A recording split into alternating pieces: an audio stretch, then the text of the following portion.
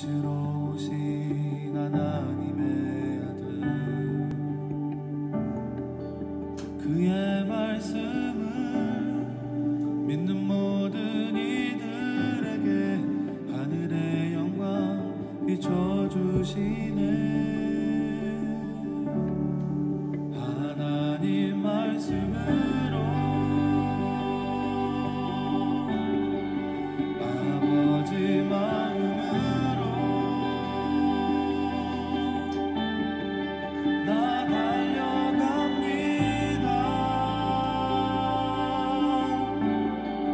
나 돌아갑니다.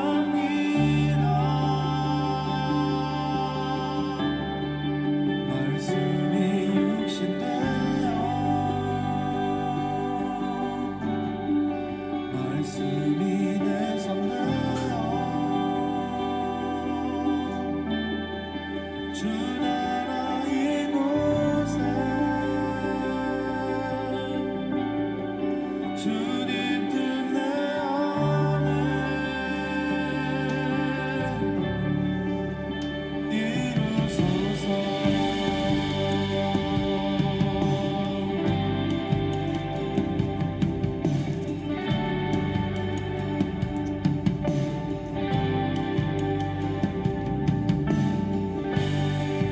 어두운 가운데 있던 이 세상에 빛으로 오신 하나님의 아들,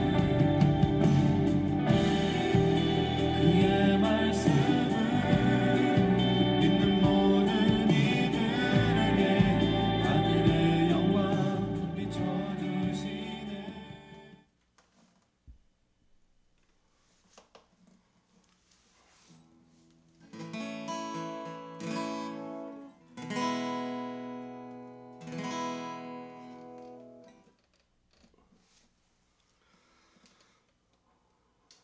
예배 나오신 모든 성도님들을 환영합니다.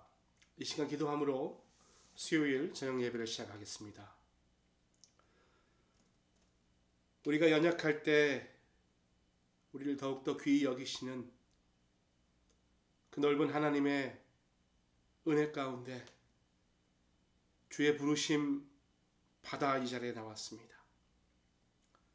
3일 동안 우리가 헤쳐나가야 할 우리의 삶의 터전에서 많은 일들이 있었고 또 그 여정 가운데 힘들었지만 동행해 주신 주님의 은혜로 말미암아 다시 이 자리에 서게 된 것을 주님 앞에 감사드립니다.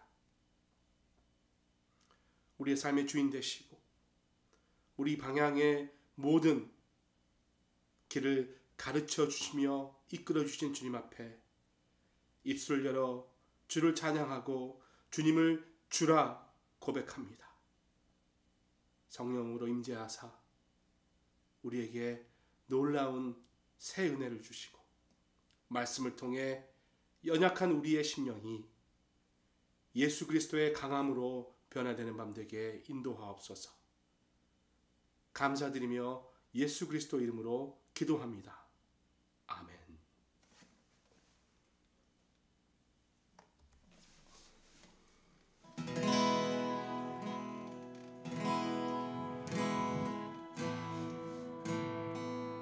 주를 향한 나의 사랑을 주께 고백하게 하소서. 아름다운 주의 그늘 아래 살며 주를 보게 하소서. 주님의 말씀 선포될 때에 땅과 하늘 진동하리니 나의 사랑 고백하리라. 나의 구주 나의 친구 부드러운 주의 역사인 나의 이름을 부르시네. 주의 능력 주의 영광을 보이사 성령을 부으소서. 내 마른 곳 거룩해지도록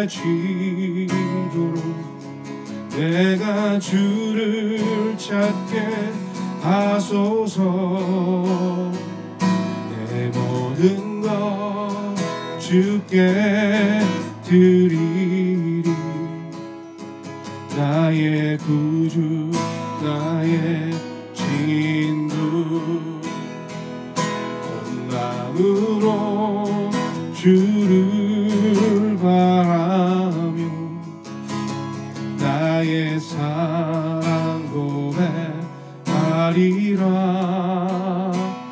나를 향한 주님의 그 크신 사랑 간절히 알기 원해.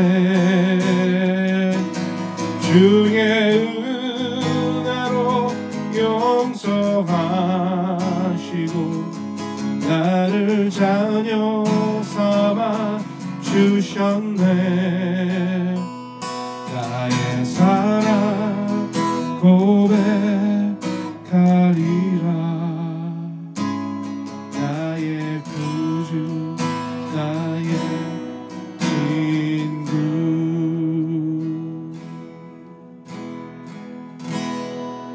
주께서 높은 보좌에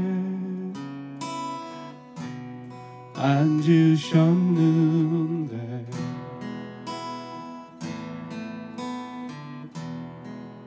그 옷자락은 성전에 가득하도다.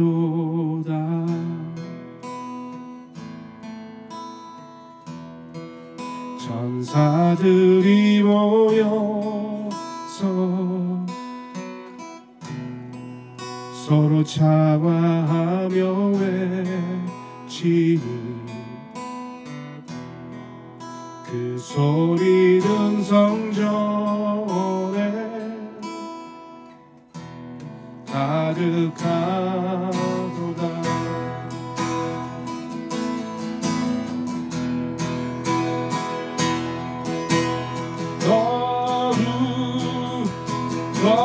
거룩하다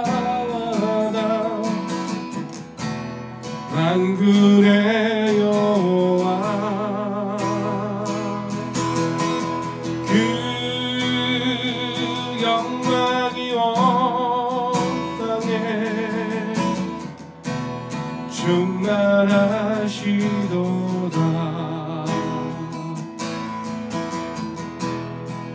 주께서 높은 보좌에 앉으셨는데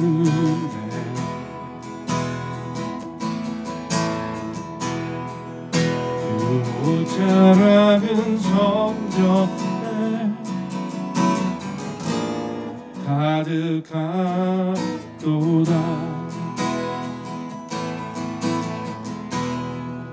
천사들이 모여서 서로 차와하여 외치니 그 소리는 성전에 가득하도다.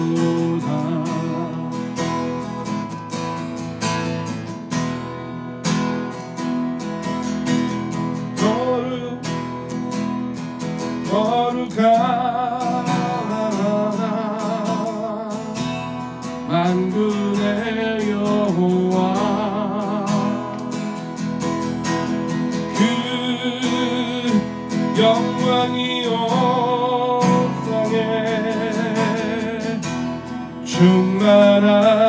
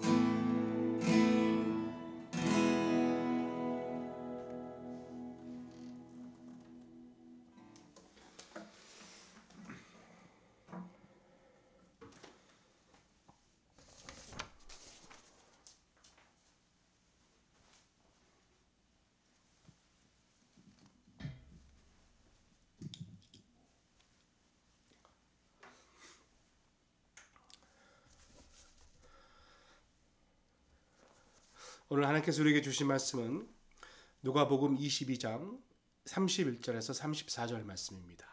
신약성경 135페이지 누가복음 22장 31절에서 34절 말씀입니다.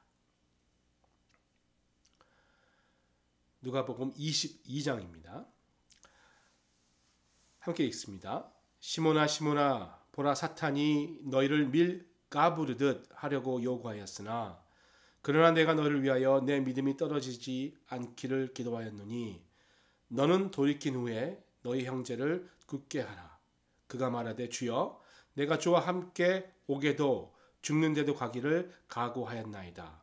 이르시되 베드로야 내가 내게 말하노니 오늘 닭 울기 전에 내가 3번 나를 모른다고 부인하리라 하시니라.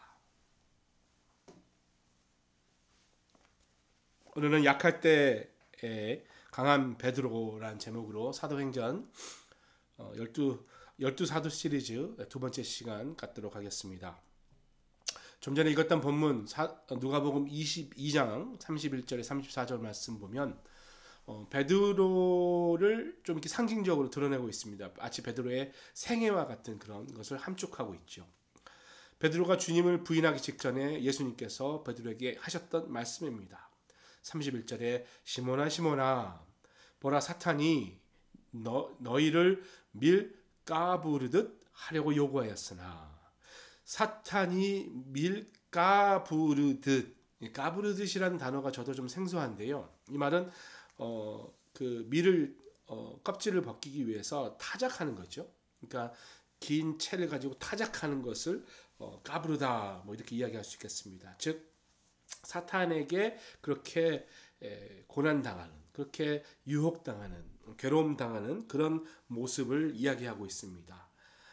그러면서 그런 베드로의 삶을 너무나 잘 아셨기 때문에 예수님은 기도하면서 너를 위해서 기도하고 너에게 사명을 주겠다라고 이야기하고 있습니다. 32절이죠. 그러나 내가 너를 위하여 내 믿음이 떨어지지 않기를 기도하였노니 너는 돌이킨 후에 내 형제를 굳게 하라. 사탄에 늘 유혹에 넘어갈 수밖에 없는 그런 연약함을 가지고 있는 베드로에게 주님의 사랑과 주님의 회복으로 다시 일어날 수 있으며 다시 일어날 때에는 이제 너 자신만을 위해 사는 것이 아니라 너의 형제들을 위해서 형제들의 믿음을 위해서 네가 사명을 감당하게 될 것이다 라고 이야기하고 있습니다. 그러니까 이것을 한마디로 하면은 오늘 말씀의 제목처럼 약할 때 강해진 베드로를 이야기하고 있는 것이죠. 베드로가 누구인가? 뭐 대부분 우리가 이제 12제자 중에서 베드로와 뭐 요한, 안드레, 야고보 참 잘 알고 있습니다. 그중에 베드로는 특히나 우리가 가장 잘 아는 주님의 제자이자 또 수제자입니다. 베드로에 대해서 우리가 참 설교를 많이 들었는데 그 이유는 베드로의 모습이 나의 모습을 투영하기에 가장 적합하다는 것이죠. 그렇지만 주님께서 그를 어떻게 회복하셨는가 바라볼 때 우리는 연약한 우리이지만 우리도 베드로처럼 주님께 사용받을 수 있는 귀한 제자가 될 수 있다라는 희망을 얻게 됩니다. 베드로란 이 이름은 사실 예수님의 제자가 될 때 주어졌죠.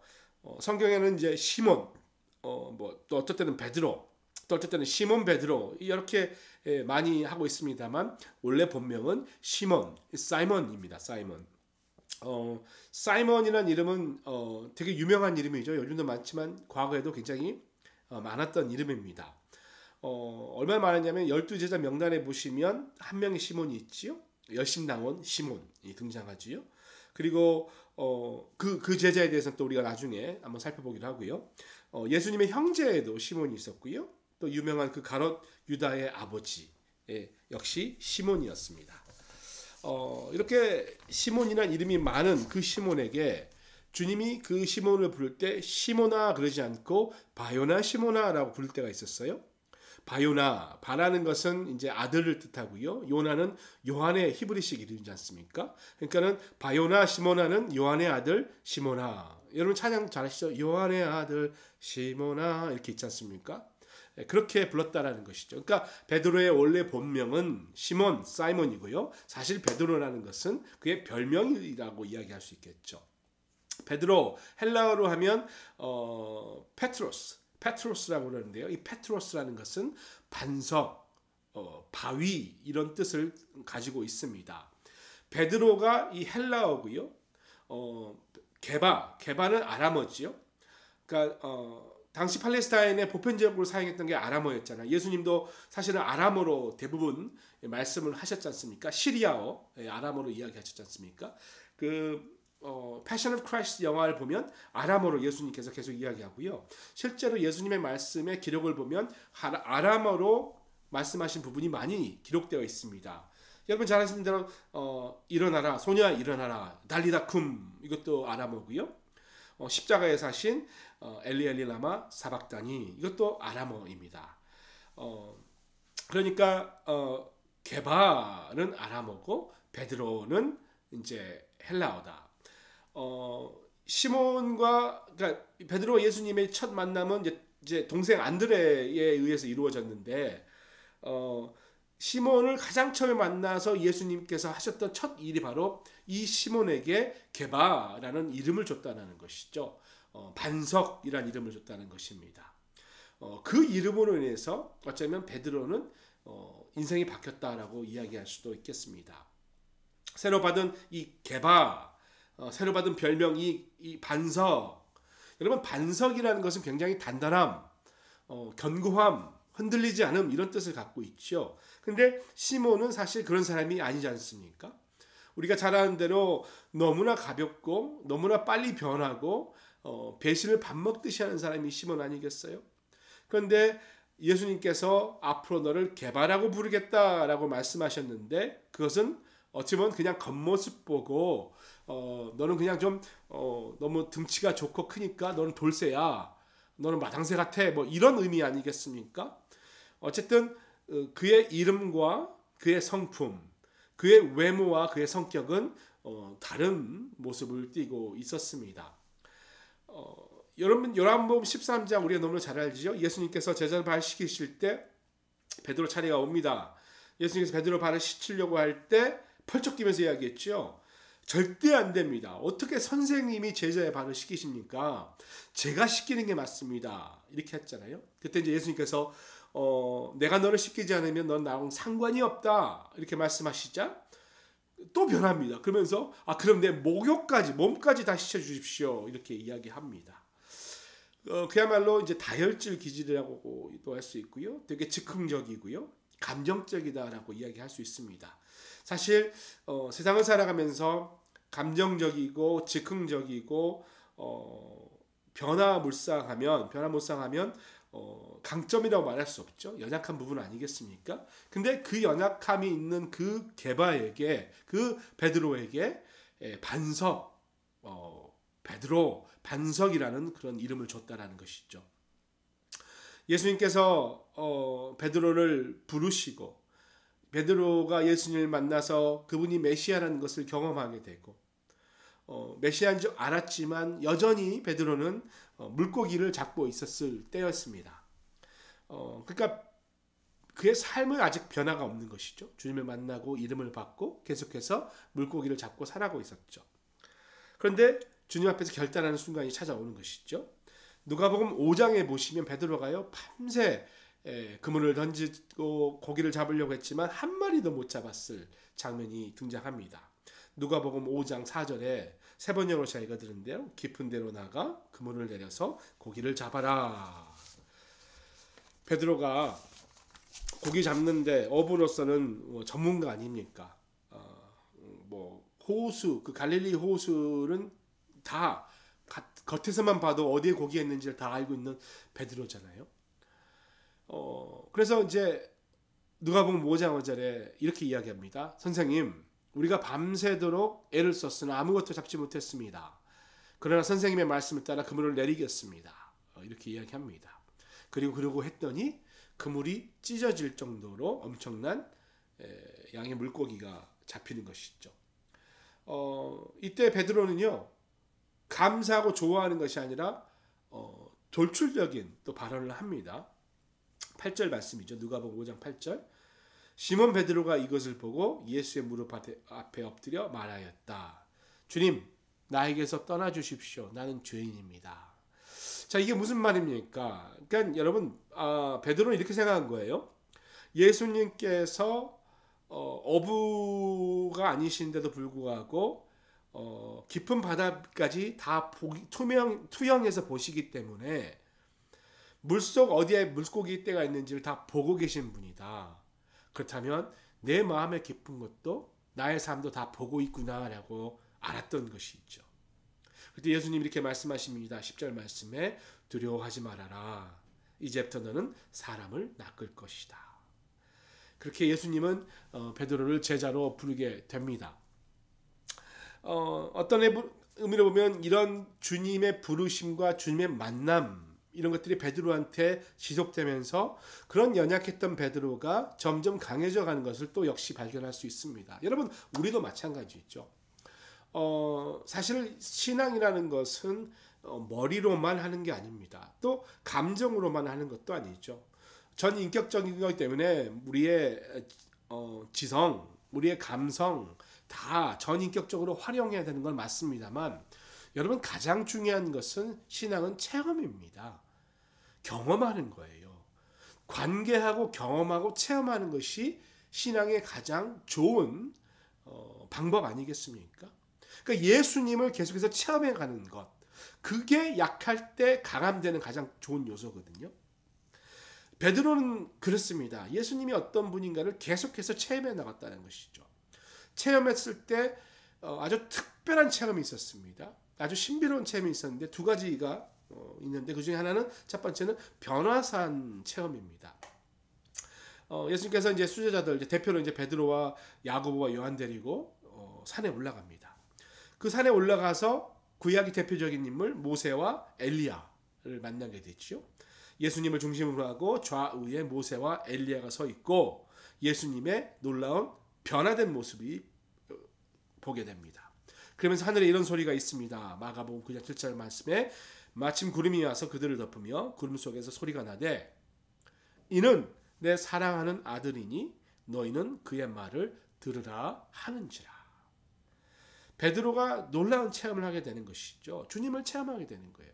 주님이 그냥 나와 함께 있는 어떤 선생님 같은 체험에서 이제는 하늘에서 소리가 들리고 그 과거에 베드로가 잘 알고 있던 모세와 엘리야가 나타나는 그런 놀라운 체험을 하게 되는 것 아니겠습니까? 산에서 하나님의 영광을 바라보게 됩니다. 그리고 내가 이 놀라운 존재와 함께 있고 이분과 내가 어떻게 살아야겠다라는 놀라운 도전을 받게 되는 것 아니겠어요? 또 한 가지 신비한 체험은 여러분 우리가 너무 잘 아는 대로 베드로는 무리를 걸었던 사람입니다. 아마 인류 역사상의 사람으로서 그러니까 예수님은 사람이라 할 수 없지 하나님이시니까 예수님을 제외한 그러니까 사람으로서는 유일한 사람일 거예요. 베드로는 무리를 걸었던 사람입니다. 변화산 체험을 하고 그러니까 인생에서 잊을 수 없는 놀라운 체험을 하게 되고 또 한 가지 이 무리를 걸었던 체험. 여러분 베드로는요 이 놀라운 두 가지 체험이 있었기 때문에 주님을 떠날 수가 없었습니다. 풍랑이 일었던 막 노를 젓고 새벽에 예수님이 물이 걸고 겁에 질려서 귀신이다 이렇게 했을 때 예수님이 그러잖아요. 마태복음 14장 27절에 예수께서 즉시 이르시되 안심하라 나니 두려워하지 말라. 전의 성경은 뭐 내니 이렇게 표현한 성경도 있고 하지만 이게 이제 헬라어로는 에고 에이미 굉장히 중요한 단어입니다. 에고 에이미 it is I 이란 말이죠. 이 말이 사실은 출애굽기에도 등장합니다. 하나님이 모세를 찾아오셨을 때 모세가 하나님 도대체 어떤 분이십니까? 라는 질문을 했을 때 하나님은 나는 나다. I am who I am. 에고 에이미. 출애굽기 3장 14절에 나는 곧 나다. 너는 이스라엘 자손에게 이르기를 나라고 하는 분이 너를 그들에게 보냈다고 하여라. 여러분 나는 나다라는 말은 하나님의 존재를 나타내는 말입니다. 굉장히 중요한 표현입니다. 그러니까 예수님께서도 나다 에고 에임이라 하는 것은 그냥 예수님 자신을 표현하는 것이 아니라 예수님이 바로 하나님이시라는 말을 하고 있는 것이죠. 그러니까 이것은 예수님의 신성에 관한 놀라운 선언입니다. 예수님의 말씀을 듣고 무리를 걷는 체험한 이 베드로, 물에 빠졌다가 다시 건져서 배에 오르자 배에 타고 있던 제자들과 베드로는 주님께 무릎 꿇고 절하고 이렇게 고백하지요. 참으로 하나님의 아들이십니다. 여러분, 주님을 경험해야 합니다. 성경을 공부하고 감정적으로 뜨거워져서 주님의 일을 하고 다 중요하죠. 그러나 이에 앞서 너무너무 중요한 것은 예수님을 경험하는 거죠. 살아계신 예수님을 경험하는 것입니다. 예수님을 경험하는 가장 좋은 방법은 주의 음성을 듣는 거죠. 주의 말씀, 특별히 복음서에서 주님이 직접 하셨던 그 빨간 주님의 말씀들을 늘 묵상하고 상기하고 기억하면서 주의 음성을 듣는 것입니다. 그래서 주님을 체험하는 거예요. 여러분, 그렇게 주님의 말씀을 암기하고요, 어려운 순간 주님의 말씀을 묵상할 때 우리의 심령이 변화되는 것을 우리가 경험할 수 있습니다. 왜냐하면 주님을 체험하기 때문에. 가끔은 렉시오 디비나라던가 또 깊은 묵상 훈련, 또는 어떤 분들은 그림을 그리기도 하고요. 여러분, 이거 정말 다 좋은 아주 아름다운 훈련입니다. 왜? 주님을 체험하기 때문에. 각자 체험할 수 있는 좋은 방법들이 있습니다. 어떤 분들은 자연을 통해서 주님을 체험합니다. 밖에 나가서 혼자서 숲을 걸을 때 주의 살아계심을 경험하는 분들, 이건 너무나 좋은 영성 훈련입니다. 조용한 방에 불을 끄고 촛불을 켜고 성경 말씀이나 또는 찬송을 부르면서 또는 찬송을 들으면서 주님을 경험하신 분이 있습니다. 너무나 좋은 체험입니다. 여러분, 내가 지금 지쳐있고 내가 지금 뭔가 어렵다면 지금 내가 그 주님을 체험하는 일을 하고 있는가 확인해 보시기 바랍니다. 그리고 만약에 그것이 부족하다면 내가 가장 주님을 만나기 기쁜, 또 즐거운, 또 용이한 길이 있다면 그걸 선택하시기 바랍니다. 하나님은 너무나 넓고 하나님이 크신 분이기 때문에 우리가 좋아하는 방법으로도 주님을 만나주세요. 하나님이 원하시는 방법이 있죠. 물론 주일날 교회 나오고 또 뭐 열심히 사역을 하고, 근데 그것만으로 주님 만나주신 게 아니라 여러분이 원하시는 방법으로 주님 만나준다는 것입니다. 그렇다면 그런 체험을 했던 베드로는 연약했지만 또 엄청난 신앙 고백이 있었지 않습니까? 우리가 아직도 베드로의 신앙 고백을 따라하고요. 예. 베드로의 아마 사역의 발자취 중에 이 신앙 고백이 주님을 위해서 순교하는 것만큼 귀한 그런 사역이었다 저는 생각합니다. 마태복음 16장에 나오죠. 십자가 사건이 일어나기 전에 제자들을 이끌고 가이사랴 빌립보로 예수님이 가죠. 십자가 지기 전에 제자들을 이제 마지막으로 좀 정리하시면서 어떻게 보면 이제 뭐 퀴즈 시험을 내는 거죠. 이제 마지막으로 이들이 준비가 다 됐나 보려고 하셨는지 두 가지 질문을 합니다. 첫 번째는 사람들은 나를 누구라고 하느냐, 사람들은 인자를 누구라고 하느냐 라는 질문 하나, 두 번째는 너희는 나를 누구라고 하느냐, 이 두 가지 질문을 주셨습니다. 굉장히 중요한 질문입니다. 왜냐하면 여러분, 우리가 동일한 질문을 받을 수 있어요.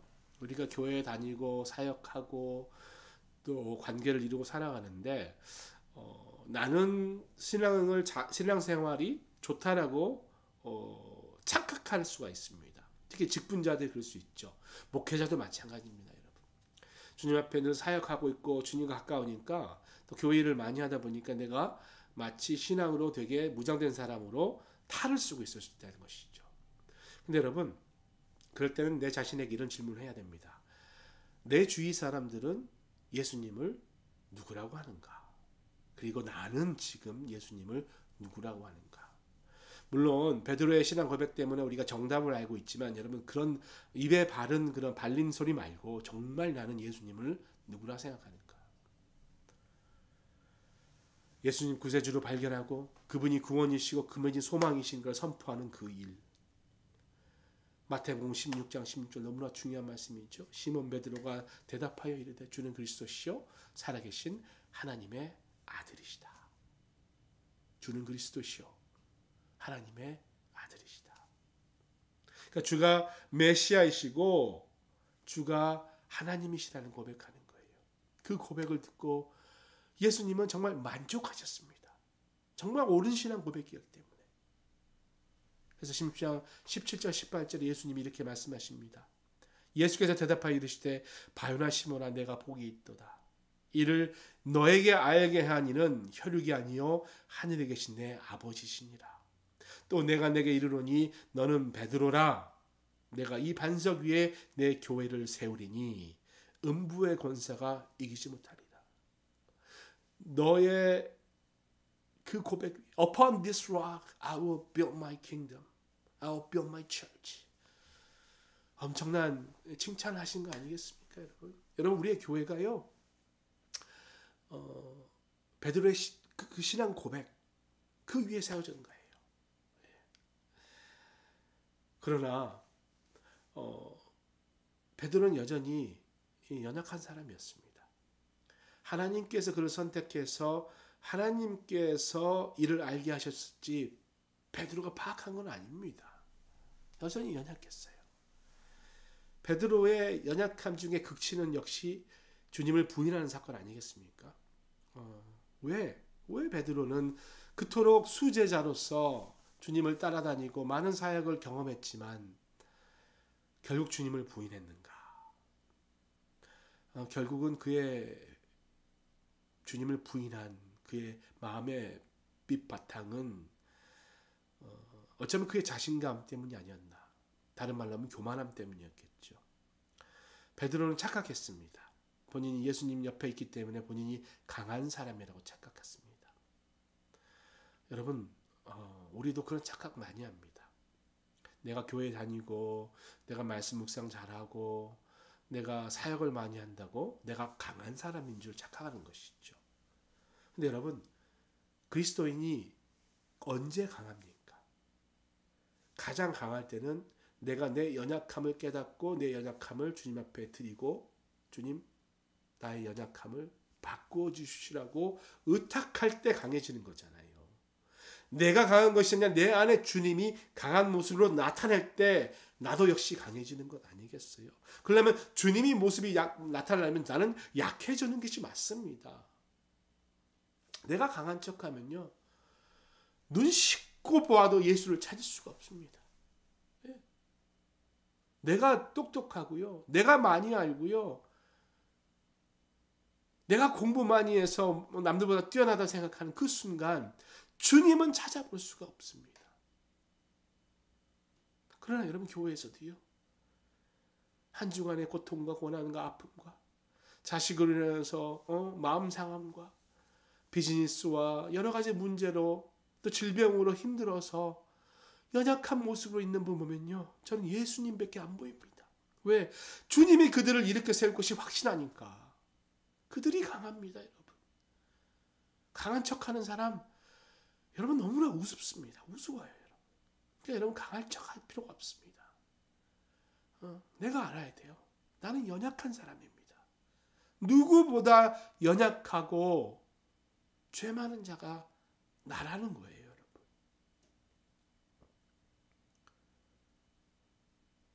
그리스도인이 가장 강해지는 순간은 내가 연약하다고 알할 때라면, 여러분 그리스도인이 가장 연약한 순간은 자신이 강하다고 느끼는 때 아니겠습니까? 주님 도움 없어도 내가 알아서 할 수 있어요. 이 정도는 내가 할 수 있어. 기도 안 해도 돼. 주님이 뭐라 하든지 그게 중요한 게 아니고 이 논리로 가면 돼. 이게 베드로가 시험에 빠지는 장면입니다. 마가복음 14장 27절 보면 예수께서 제자들에게 이르시되 너희가 다 나를 버리리라. 이는 기록된 바 내가 목자를 치리니 양들이 흩어지리라 하였습니다. 사람들이 다 주님을 버린다고 그래도 베드로는요, 나는 주님을 안 버린다 이런 말을 했습니다. 큰 소리 쳤어요. 당당했습니다. 너무나 강했습니다. 자만했던 거예요. 그때 오늘 말씀 34절에 이르시되 베드로야 내가 너에게 말하노니 오늘 닭 울기 전에 네가 3번 나를 모른다고 부인하리라 하시니라. 그러면서 마가복음 14장 31절에 덧붙이죠. 베드로가 힘있게 말하되 내가 주와 함께 죽을지언정 주를 부인하지 않겠나이다. 자신만만했죠. 그러나 여러분, 신앙에서 자신만만하면 무너지게 됩니다. 무너지게 됩니다. 베드로 주님을 그렇게 해서 부인합니다. 3번이나 부인하게 됐죠. 여러분, 그 베드로의 부인함이 물론 우리가 그 후에 일어난 많은 이제 좋은 결과를 알기 때문에 과정 가운데 바라보고 있기 때문에 넘어갑니다만, 사실 그 굉장히 악한 행동이었죠. 예를 들어 봅시다. 여러분, 가룟 유다하고요, 베드로하고 누가 더 나쁜가? 가룟 유다의 배신과 베드로의 부인함과 저주함, 어느 게 더 나쁜 것인가? 물론 이제 행위로 보면 당연히 가룟 유다가 나쁘죠. 그러나 어떻게 보면 유다는 예수님 팔고 끝났습니다. 그러니까 이제 꼰질르고 끝난 거예요. 그러나 베드로는 부인했죠. 3번 연속 부인했죠. 그리고 저주까지 했어요. 예, 근데 중요한 것은 그 후가 중요한 거예요. 가룟 유다는 여러분 나중에 괴로워는 했습니다. 뉘우치는 듯 보였지만 여러분 회개하지 않았어요. 왜냐하면 주님께 돌아오지 않았기 때문에. 그러니까 회개한 거라고 할 수 없습니다. 그러나 바울은 주님 앞에 돌아왔습니다. 베드로는 주님 앞에 돌아왔습니다. 자꾸 바울이라 그러는데요. 그냥 한 2년을 수요일날 바울 그랬더니 베드로는 주님께 돌아왔습니다. 2번째 닭이 울고 난 후에 밖으로 뛰쳐나가면서 눈물 흘리고 통곡하잖아요. 베드로가 무너졌습니다. 주님 앞에 깨졌어요. 그런데 그 깨지고 무너진 베드로를 다시 세우셔서 반석으로 인생을 바꾸어 가신 주님을 우리가 경험할 수 있습니다. 부활하신 주님께서 갈릴리 새벽 바다로 가 베드로에게 요한복음 21장 보시면 3번 사랑을 확인하십니다. 네가 나를 사랑하느냐? 주님이 사랑하는 것을 아시나이다. 3번을 회복시켜 주시고 그에게 사명을 주시죠. 네 양을 먹이라. 내 어린 양을 먹이라. 양을 치라. 내가 사랑한다면 이제 많은 사람들에게 그리스도를 소개해라. 그리고 그들에게 영적으로 먹이라. 이때부터 베드로는 변화합니다. 목자로서의 삶이 바뀌기 시작합니다. 그리고 이제 결국 마지막으로 우리가 베드로의 인생의 마지막 부분을 좀 살펴볼 필요가 있는데요. 여러 가지 이야기가 있어요. 베드로의 죽음에서 여러 이야기가 있어서 그걸 다 설명하기는 좀 어렵고, 예수님의 말씀을 통해서 베드로의 순교에 대한 예시, 그러니까 암시가 있는데요. 요한복음 21장 18절 19절에 보면요, 이제 이런 말이 등장합니다. 3번역으로 제가 읽어드릴게요. 내가 진정으로 내게 말한다. 네가 젊어서는 스스로 띠를 떼고 네가 가고 싶은 곳을 다녔으나 네가 늙어서는 남들이 네 팔을 벌릴 것이요 너를 묶어서 네가 바라지 않는 곳으로 너를 끌고 갈 것이다. 예수께서 이렇게 말씀하신 것은 베드로가 어떤 죽음으로 하나님께 영광을 돌릴 것인가를 암시하신 것이다.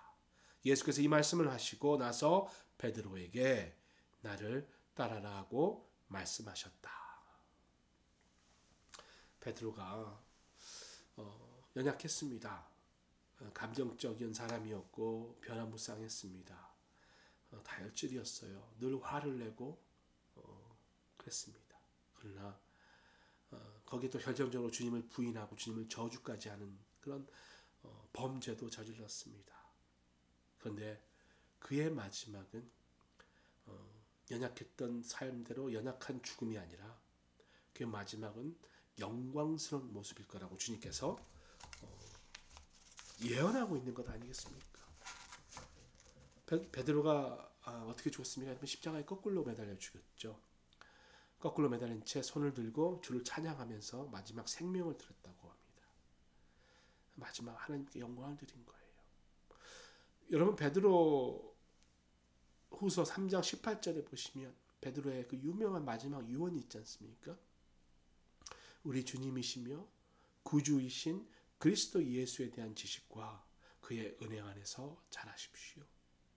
이제도 영원한 날까지 영광이 주님께 있기를 빕니다. 아멘. 말씀 마칩니다. 베드로는 연약한 사람이었습니다. 기복이 심했고 굴곡이 심했습니다. 늘 넘어졌습니다. 늘 실족했습니다. 그러나 그는 다시 일어섰지요. 넘어질 때마다 주님께서 그를 붙들어 다시 일으켜 세우셨습니다. 하나님의 은혜가 그를 붙들어 계셨고 그것을 베드로는 체험해 나갔습니다. 주님은 어떤 분인가? 그는 그의 삶을 통해서, 그의 경험을 통해서, 주님의 말씀을 통해서 주님이 얼마나 존귀한 분이라는 것을 체험했습니다. 여러분, 우리도 그래야죠. 이 어려운 시기에 주님을 체험해야 설 수 있습니다.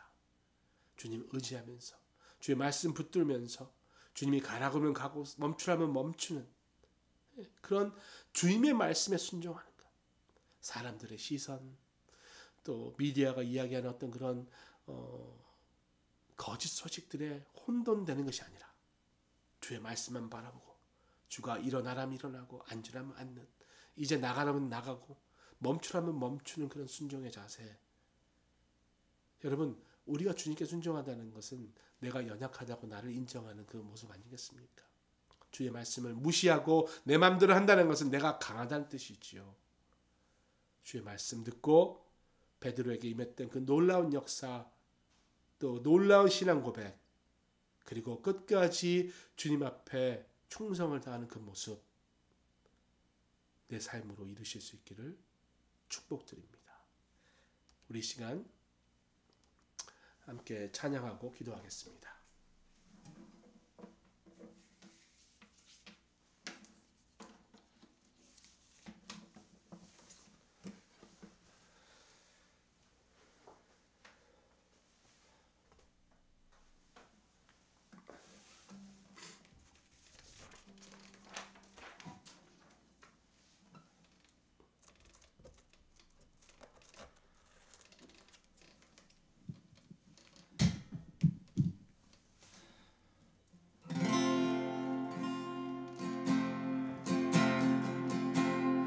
약할 때 강함 대신에 나의 보배가 되신 주 나의 모든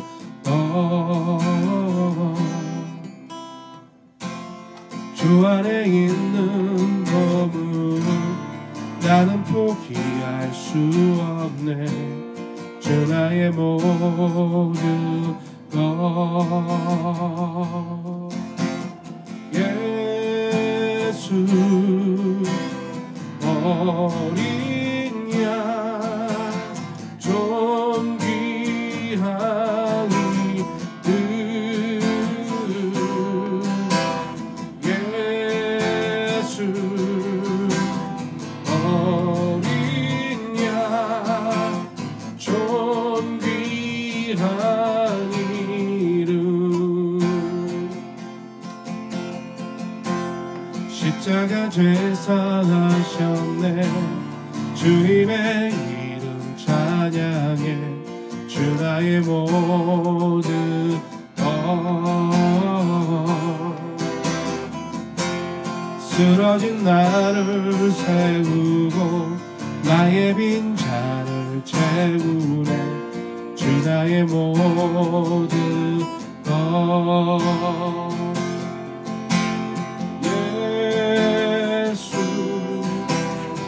어린 양 존귀한 이름. 예수 어린 양 존귀한 이름. 우리 이 시간 한번 같이 기도합니다. 기도하실 때 우리의 연약함을 주님 앞에 고백할 수 있길 바랍니다. 내가 강하고 내가 무엇을 아는 것이 아니라 부족하지만 주님 앞에 나의 약함이 주의 강함이 되는 것을 우리가 신뢰하기 때문에 주님, 내가 연약합니다. 나는 아무것도 할 수 없습니다. 주님이 아니면 단 하루도 설 수 없습니다. 그렇게 고백하시면서 주님을 경험할 수 있길 바랍니다. 한번 기도합니다.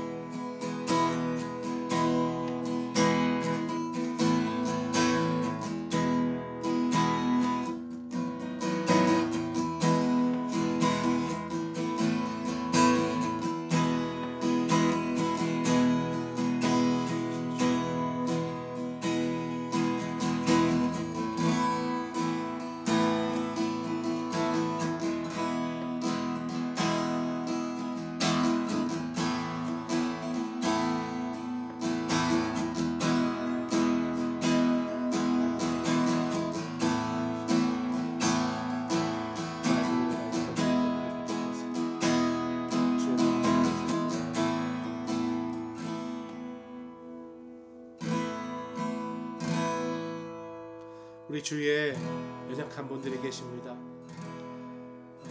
질병으로 인해서 연약하신 분들, 팬데믹의 고통으로 인해 또 재정적인 압박으로 인해 어려운 분들이 계시고 관계 가운데 힘들어 눈물을 흘리고 있는 분도 있습니다. 주님, 우리 모두의 연약함을 주님께서 아시기 때문에 주님이 찾아오셔서 강함으로 바꿔주시라.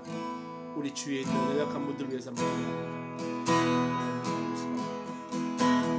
이 시간 다시 한번 우리의 주님 감사합니다.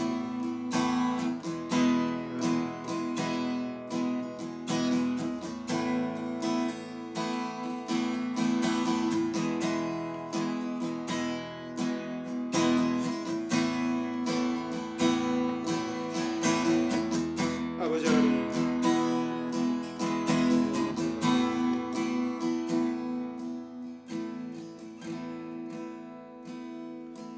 마지막 주일 예배, 영유아부 아동부 예배, 중고등부 예배를 위해서 한번 기도합니다.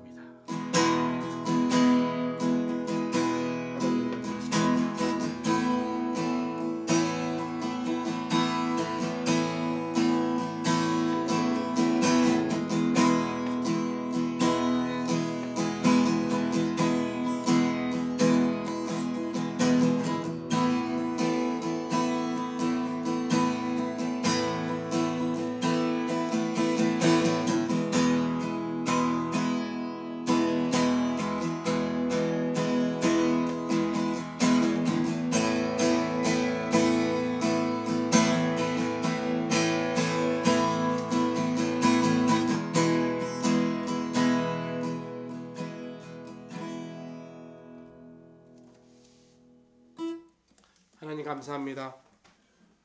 우리의 연약함 귀히 보시고 우리에게 강함으로 주의 은혜를 체험하게 해주시니 감사합니다. 늘 주님께 붙어있어 쓰러진 나를 세우는 주님을 경험할 수 있도록 축복하여 주옵소서. 하늘에 계신 우리 아버지 이름을 거룩하게 하시며 아버지의 나라가 오게 하시며 아버지의 뜻이 하늘에서와 같이 땅에서도 이루어지게 하소서.